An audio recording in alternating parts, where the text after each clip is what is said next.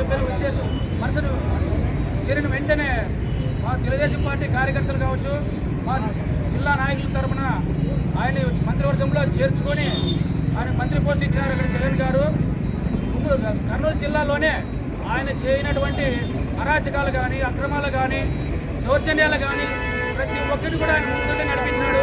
అలాంటి వ్యక్తిని ఈరోజు మన నారా చంద్రబాబు గారి సమక్షంలో ఆయన తెలుగుదేశం పార్టీలో చేరడము చాలా సిగ్గుచేటని చెప్తున్నాము. ఎందుకంటే వాల్మీకులు మన గుంతకల్ నియోజకవర్గంలోన చాలామంది ఉన్నారనే ఉద్దేశంతో నేను గుంటకల్లు వచ్చేసి నేను అక్కడ ఆక్రమించుకుంటాను, అక్కడ గెలుస్తాను, డబ్బులు పెడతాను, కోట్లు కుమ్మడిస్తాను అనేది చాలా ఇది పద్ధతి కాదు. ఆయన డబ్బులు ఇచ్చేంత మాత్రం ఇక్కడ వాల్మీకులు ఎవరైనా అతనికి ఓటు వేసే ప్రసక్తే లేదు.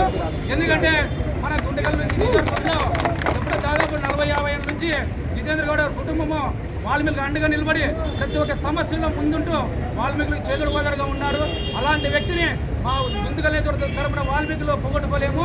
ఆయన గుమ్మర జయరాం గారు ఇక్కడ నిలబడినా కానీ ఆయన ఖచ్చితంగా వాల్మీకులు ఖచ్చితంగా ఓడిస్తాము అని ఒక గుర్తుగండంతో ఈ సభ చెప్తున్నాను. ఆయన 5 సంవత్సరాలు వైఎస్ జగన్ గారు సమక్షంలో ముఖ్యమంత్రి చేపట్టినప్పటి నుంచి కూడా వాల్మీకులకి ఒక్క విషయంలో కూడా ఆయన ఎటువంటి సహాయం చేయలేదు. జగన్మోహన్ రెడ్డి గారి అంత ముఖ్యమంత్రి అయినటువంటి వ్యక్తి ఒక గుమ్మర జయరాంని ఆయన అసలు ఎక్కడే కానీ ఒక ఎమ్మెల్యే సీట్ ఇవ్వలేదు అనుకుంటున్నారంటే ఎంత నీచ అక్రమాలు పాల్పడి ఉంటాడో ఒకసారి మనం అర్థం చేసుకోవాలా. ఎందుకంటే గుంతకల్ నియోజకవర్గ ప్రజలు కూడా ప్రతి ఒక్కటి కూడా అబ్జర్వ్ చేస్తున్నారు, ఎవరు ఎట్లా చేస్తున్నారని చెప్పేసి వ్యక్తిగతంగా చూస్తున్నారు. ఆయన ఏదో కర్నూలు జిల్లా నుంచి వచ్చి ఆండపూర్ తప్పితే ఇంకో నియోజకవర్గం పోయి పోటీ చేస్తాను, నేను గెలుస్తానని మాత్రం అవాస్తవము.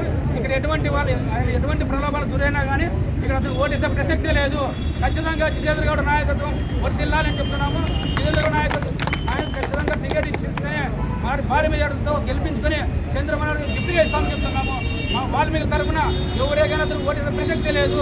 ఎందుకంటే అతని అరాచకాలు ఇక్కడ కానీ సృష్టిస్తాడు. ఎందుకంటే ప్రతి సారా వ్యాపారం కావచ్చు, ఇసుక వ్యాపారం కావచ్చు, ప్రతి ఒక్క దాంట్లో కూడా అక్రమాలు పాల్పడ్డాడు. ఇది కూడా సరే కానీ రెండో గుమ్మడి రైతు గుంటకల్ నియోజకవర్గం మొత్తం అంతా ఆయన గెలిపించుకుంటే మన చిప్పు కూడా తినట్లుగా మాత్రం వాస్తవం చెప్తున్నాను. ఎందుకంటే వాల్మీకులకి చేసింది ఏమీ లేదు. ఆయన ఏదో వాల్మీకులు గుంటకల్ నియోజకవర్గంతో ఉన్నారు, నేను ఖచ్చితంగా గెలుస్తానని ధీమాలు అవుతున్నారు. ఆ ధీమా మాత్రం ఎటువంటి వాస్తవం కాదు. ఆ వాల్మీకులు ఎవరైనా ఓటేసే ప్రసక్తే లేదు.